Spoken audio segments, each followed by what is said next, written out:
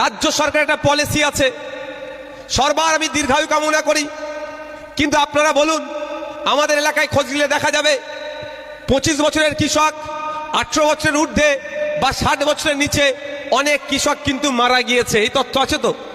কৃষকরা মারা গেলে কৃষক ডেথ বেনিফিট হিসাবে 2 লক্ষ টাকা ক্ষতিপূরণ পাবে তার পরিবার। আপনারা বলেন কতজন এটা জানতেন?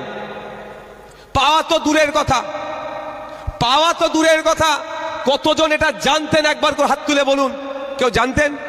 কিন্তু আমাদের সরকারের, আমাদের রাজ্যে এই পলিসি আছে, 18 থেকে 60 বছরের মধ্যে কোনো কৃষক, পুরুষ হোক আর মহিলা হোক, যদি মারা যায় তার পরিবারকে 2 লক্ষ টাকা ক্ষতিপূরণ সরকার দেবে। এ কথা কিন্তু আপনাদের জানাই না।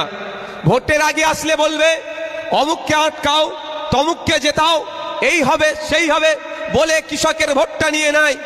কিন্তু কৃষকরা বছরে সাবসিডিতে যেই মালপত্রগুলো পাওয়া দরকার সেই তথ্য আপনাদের দেয় না।